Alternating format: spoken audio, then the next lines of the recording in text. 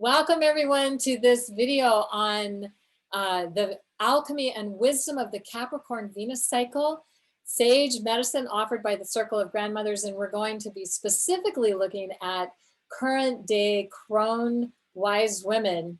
And we're very excited to share with you what we've learned. First of all, what we've learned about crones and wise women and so much. So here we go. Yes. Oh, I can't find my cursor. There we go. So the Capricorn Venus cycle is about honoring the crone wisdom, right? The circle of grandmothers, the wise earth teachers, ancient awareness, the elder energy expertise, the crone aspect of the triple goddess, sage understanding of life, and just knowing and understanding that crones are the backbone of our society. This one's yours, I think. Okay. So this is a quote from this book, The Grandmother Stories, and by Burley Newton. And it's, quote, "The wise woman was once as well known and reliable as the ground we stand upon. She held the knowledge of what went before. She was the keeper of tradition, the storyteller, the teacher, healer, and leader of her people. In many traditions, grandmother wisdom was considered the voice of the earth herself." Oh, yes. I love that. Oh my gosh, right? I love that. I know. And here are just some images of different crone goddesses from around the world that you can see. So every culture, right? There's way more cultures than I could possibly put slides in here for, but every culture has revered and respected and honored that crone, wise woman, elder aspect of the goddess in their society.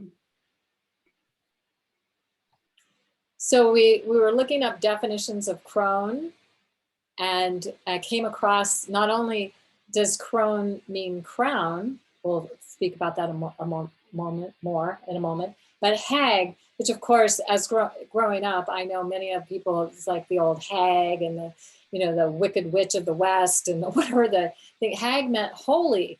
Oh my gosh, what a different meaning.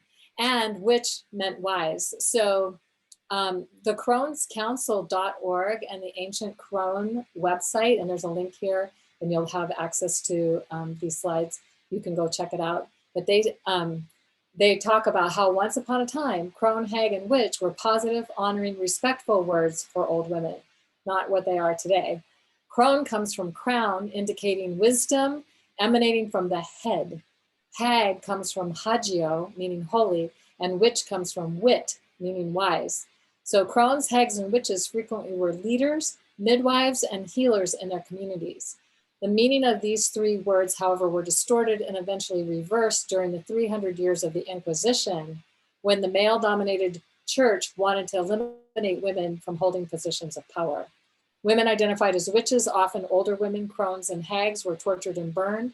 The words witch, crone, and hag took on the negative connotations that continue in our language.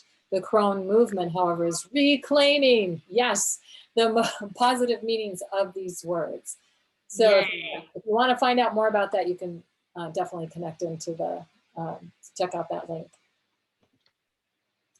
So also feminist theologian and educator Mary Daly, who lived from 1928 to 2010, she spoke admiringly of crones as strong women with powers of endurance. And one of the reasons I wanted to include this is that in her book, Gynecology, which I just love that.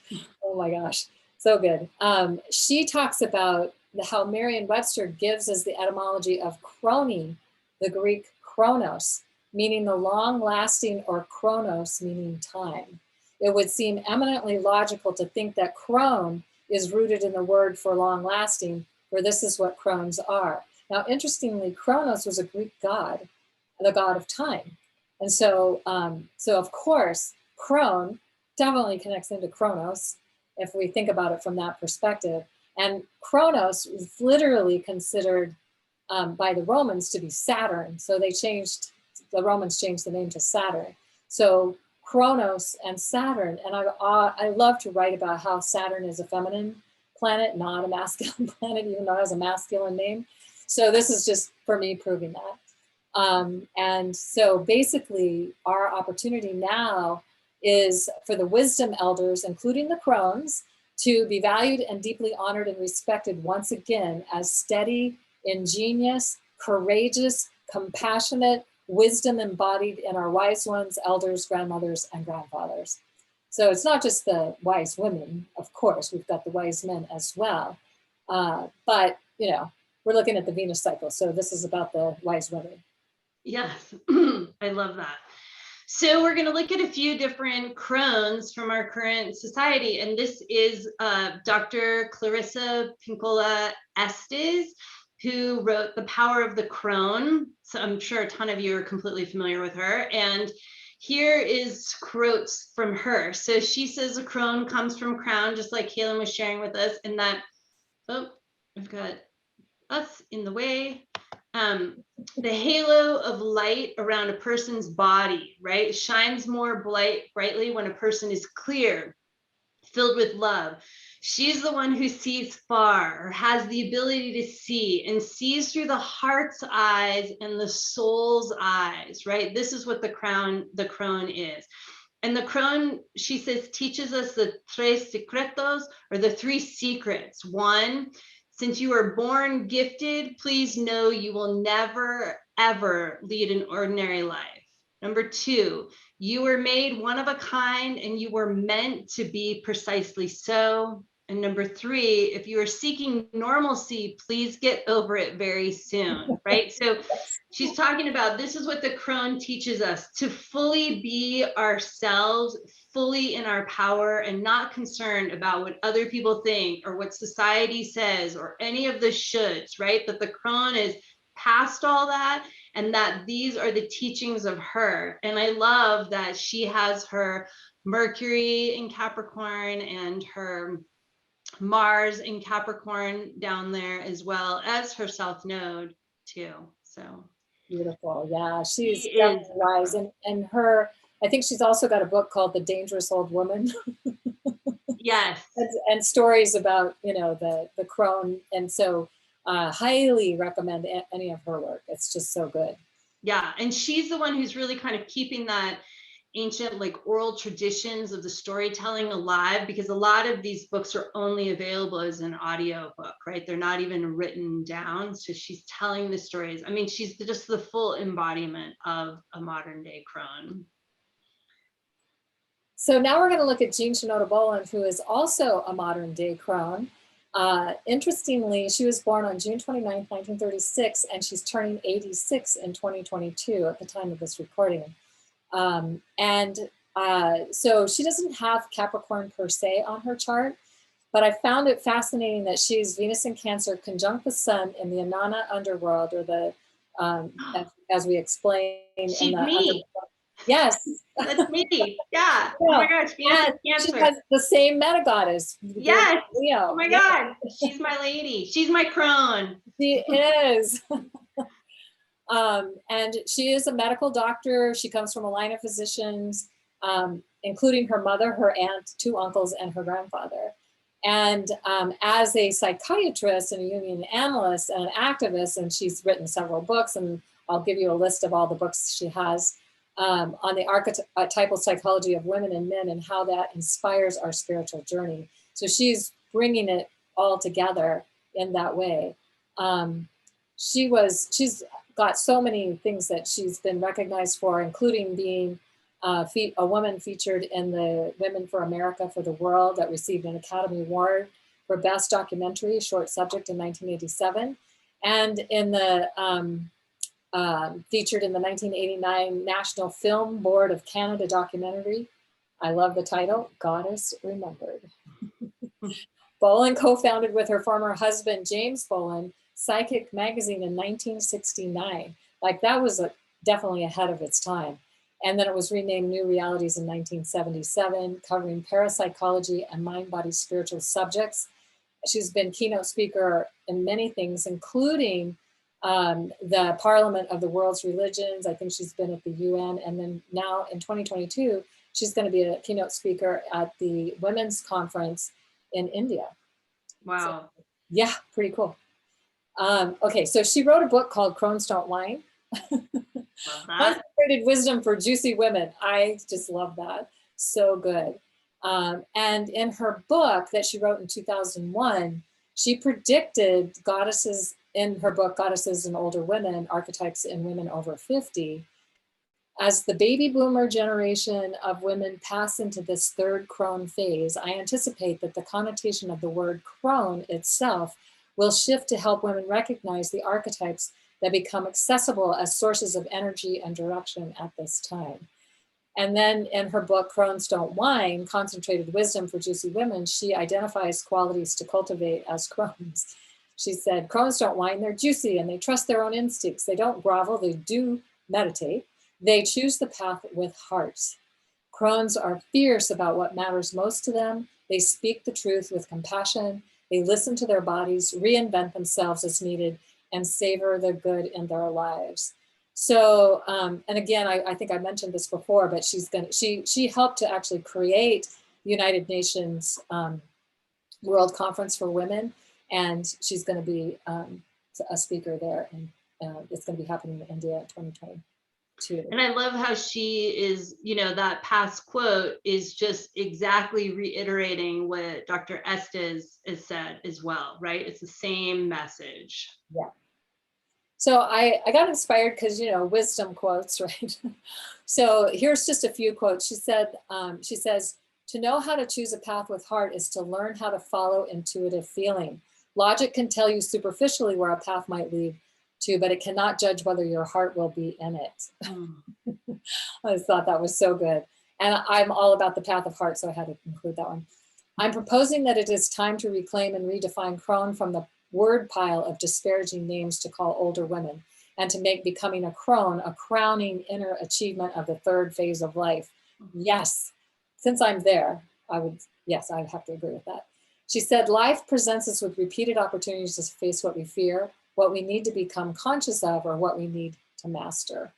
And then the last quote, I believe that the thought that women together can change the world is emerging into the minds and hearts of many of us, and that the vessel for personal and planetary evolution is the circle with a spiritual center.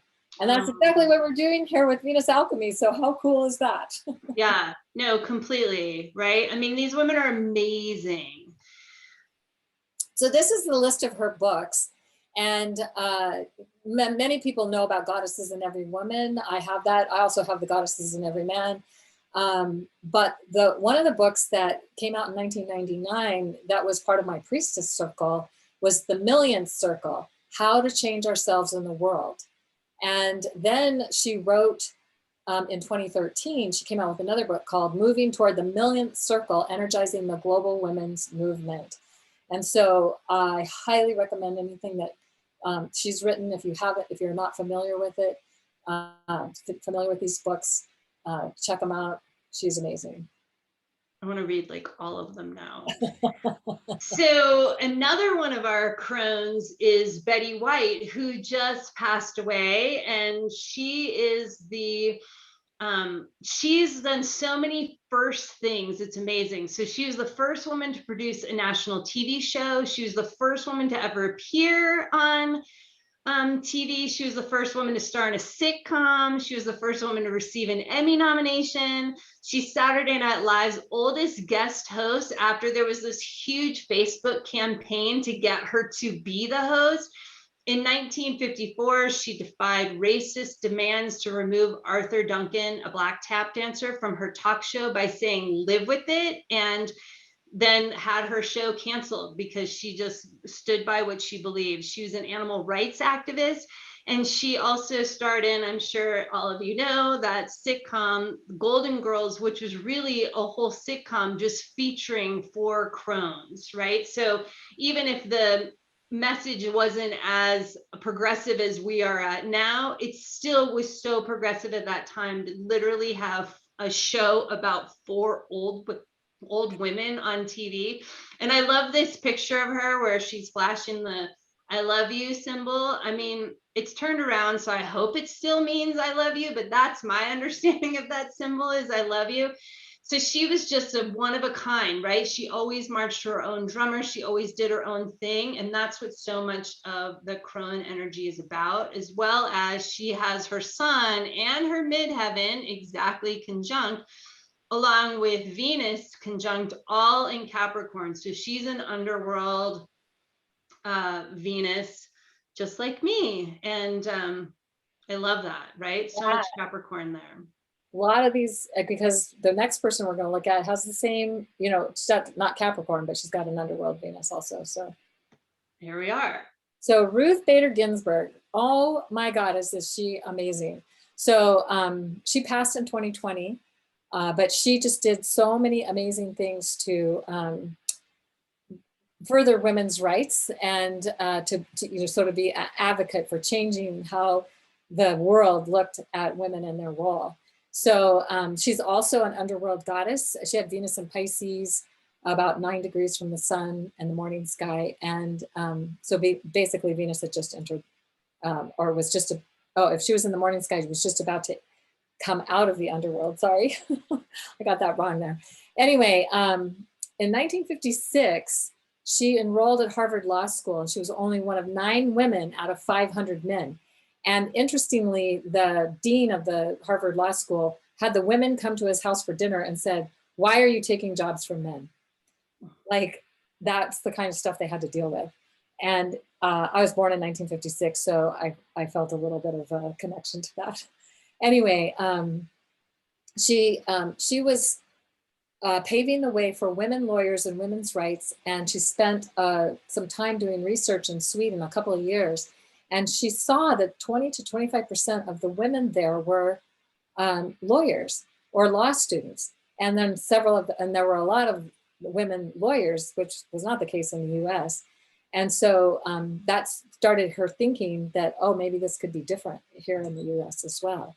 And so she, from 1963 to 1972, she was a professor at Rutgers Law School and was only one of less than 20 female law professors in the United States at that time. And basically, they told her, they paid her a fraction of what they paid the men. And they said, well, your husband has a good job. You don't need the money. Like, right, great. Anyway, she also co-founded the Women's Rights Law Reporter, the first law journal in the US to focus exclusively on women's rights, and co-authored the first law school casebook on sex discrimination. And she also co-founded the Women's Rights Project in 1972 at the American Civil Liberties Union and participated in more than 300 gender discrimination cases by 1974. And then she also presented 6 cases in front of the, oh, Sheridan, you might want to move your cursor. Oh. It's on Ruth's head. Thank you. Yeah, she argued. Don't want it there. That's her crown. Yeah, that was her crown. Yeah, I love that. Perfect. She argued 6 cases in front of the Supreme Court. She won 5 of them, and they were on gender discrimination. And she picked her cases. She actually also picked cases that would that were gender discrimination against men, because she wanted to show the men how the men were also being discriminated against. But her work really led directly to the end of gender discrimination in many areas of the law for both men and women. And she was the first Jewish woman to serve on the Supreme Court. Sandra Day O'Connor was the first woman to serve on the Supreme Court. So Ruth was the second woman, but she was the first Jewish woman. Bill Clinton nominated her, and the US Senate confirmed her 96-3. Which is pretty amazing. It's amazing. So amazing, 1993. So she served on the Supreme Court from 1993 to her death in 2020. And then when she started on the Supreme Court, she was considered a moderate consensus builder, but then the court went so far right that she became part of the liberal wing of the court. Not from her choice necessarily, but just the way things were coming down for that. Yeah. So I included a bunch of quotes from her, and I'm not going to do all of them, just wanted to do a couple of them so that you can have a sense of the wisdom of this amazing woman. So she said, women belong in all places where decisions are being made. It shouldn't be that women are the exception. So true. Real change, enduring change happens one step at a time. So she wasn't there to try to make it happen overnight. She was in for the long journey. And she said, I'm a strong believer in listening and learning from others. And she said, you can disagree without being disagreeable. So she just, she said a gender line helps to keep women not on a pedestal, but in a cage. So she had so much wisdom that she shared. And she was a quiet, shy person. There's a great documentary about her life on Netflix called RBG. So if you get a chance to watch it, I highly recommend it. And I love the quote you said about you can disagree without being disagreeable. I mean, that should be like a mantra for our current time. Yeah, completely. No kidding. So the last one we're going to look at is Maya Angelou, who was a civil rights activist in a big way. She's best known for her 1969 memoir, I Know Why the Caged Bird Sings, which made literary history as the first nonfiction bestseller by an African-American woman, right? So she wrote that book about the sexual abuse she'd received as a child. And something that I found so interesting when looking into her is that she didn't speak for 5 years in her youth, right? So after she testified against her mother's boyfriend who sexually assaulted her, which is what I Know Why the Caged Bird Sings is about, he was murdered, presumably they think by members of her family, after serving only 1 day. He got sentenced to 1 day for his assault against her. And she later said, I thought my voice killed him. I killed that man because I told his name, and then I thought I would never speak again because my voice would kill anyone. And for the next 5 years, Angelou refused to speak.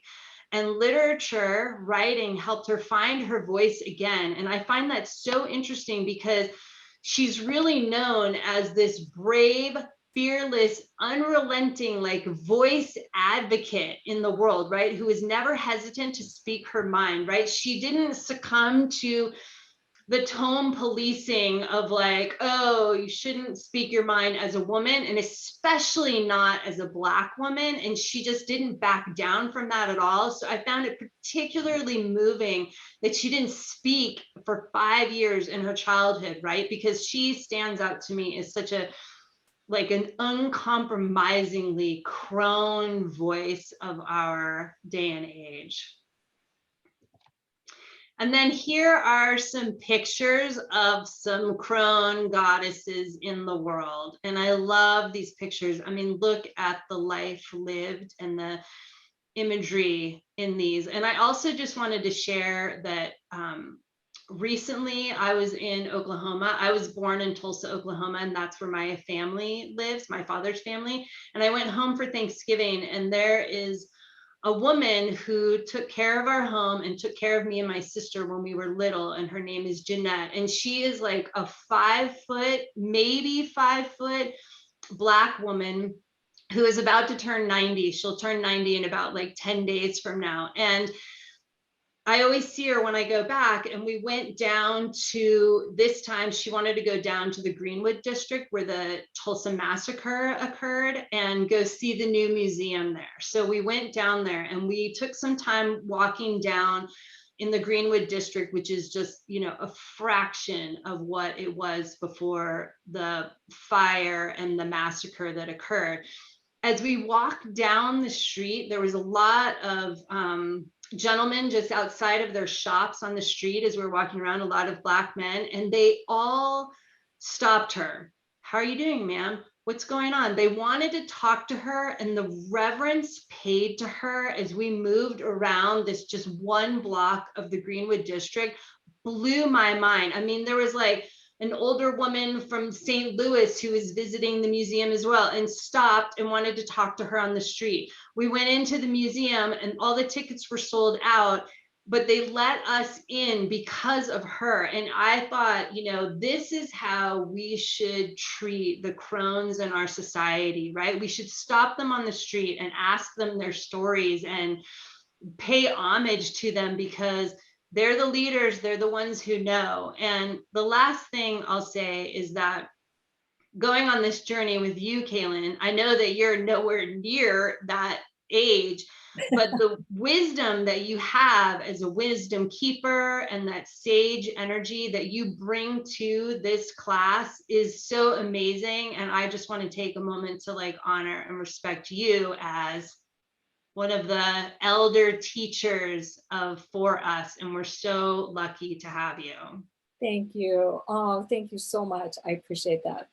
Yeah, you're welcome. My pleasure. So, do you want to tune into your inner wise one? Are you desiring to experience a deeper sense of profound wisdom and self-love as an expression of the divine feminine within you? Would you like to have the support of a ceremonial community and an ancient ceremonial practice that is honoring the divine feminine to support all genders in connecting with their own inner wisdom and sovereignty?